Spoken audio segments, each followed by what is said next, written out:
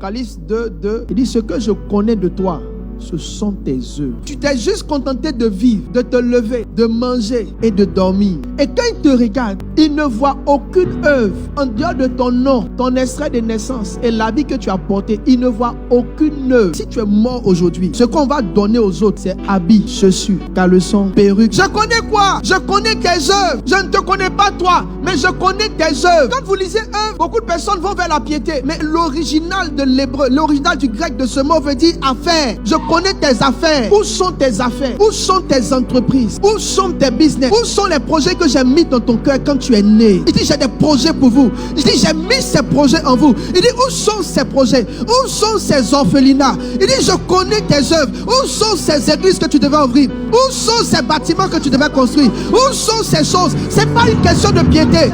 Egon veut dire affaires. Où sont tes affaires? Le même Egon veut dire emploi. C'est pourquoi tu te lèves le matin. C'est pourquoi tu sors le lundi. C'est pourquoi tu rentres le soir. Emploi. C'est à quoi tu es employé. C'est à quoi tu as dédié ta vie. C'est pourquoi tu pars du lundi au vendredi. Le même mot veut dire entreprise. Donc ce que Dieu dit, c'est que quand je venais voir des entreprises. Je venais voir des accomplissements. Donc chaque matin quand le ciel se lève, le ciel essaie de voir où sont les accomplissements de ceux à qui l'opportunité d'être en vie a été donnée. La vie, c'est pas des vacances. La vie, c'est l'opportunité d'accomplir quelque chose. L'apôtre Paul dit, j'ai combattu le bon combat. Ça veut dire, je n'ai pas gaspillé mes jours. Il dit, j'ai combattu le bon combat. Il dit, j'ai achevé ma course. Il dit, j'ai gardé la... Ça veut dire, ce en quoi je croyais. Je suis resté ferme à cela. On peut être mort bien que vivant. Parce qu'une vie qui n'accomplit rien est déjà une vie morte. Miles Monroe, il y a des gens qui traversent l'existence. C'est-à-dire que tels ils sont nés, tels ils vont mourir. Je suis allé au cimetière et j'ai vu que les tombeaux reflètent l'histoire des gens. J'ai vu des tombes avec du marbre. J'ai vu des tombes avec des jardins. Et la dernière fois où j'y étais, j'ai vu une tombe. Même le nom de celui qui est mort n'était pas écrit sur la tombe. J'ai vu une autre tombe où ils ont écrit le nom de la personne avec de la craie. Des gens qui ont traversé l'existence. Ils ont eu la grâce d'être en vie, d'avoir un cerveau, d'être équipés en dons, équipés en talent. Mieux, d'avoir reçu la dispensation du Saint-Esprit qui est lui-même l'esprit de sagesse. Et malgré toutes ces choses, tels ils sont nés, tels ils sont morts, et il n'en est rien resté d'eux. Tu ne peux jamais devenir ce que tu n'as pas souhaité être. Il y a des gens qui sont juste pasteurs, mais il y a des pasteurs qui veulent écrire l'histoire.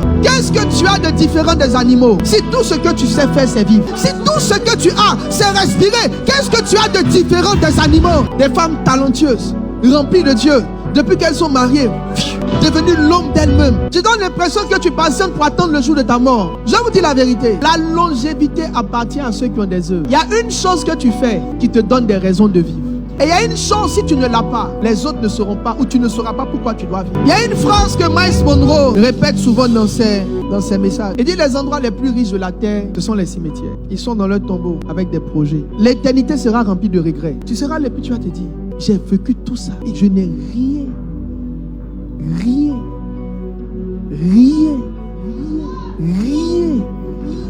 accompli. Souvent même quand tu n'as pas la conscience de le faire pour toi-même, fais-le au moins pour tous ceux qui dépendent de toi. Est-ce que quelqu'un sait que ce qui a été racheté pour nous s'appelle la vie? Le bien précieux d'avoir 24 heures. Et toi tu te lèves, tu dors, tu manges, tu redors. Et le prochain jour est arrivé. Mais un jour qui part, c'est un jour qui ne revient plus. L'âge que tu avais l'année passée, tu ne l'auras plus. L'autre nom du temps, c'est la vie. Vous mangez de la vie. Tous ceux qui sont à l'hôpital, aux soins intensifs, sur le point de mourir et qui voient leur mort venir, leur seule prière, c'est un jour de plus. Toi, tu as encore des jours. Je suis venu ici pour que tu comprennes que la sagesse qui te sera donnée dans cette saison, c'est maintenant pour que tu bâtisses quelque chose. J'ai dit, c'est maintenant pour que tu bâtisses quelque chose.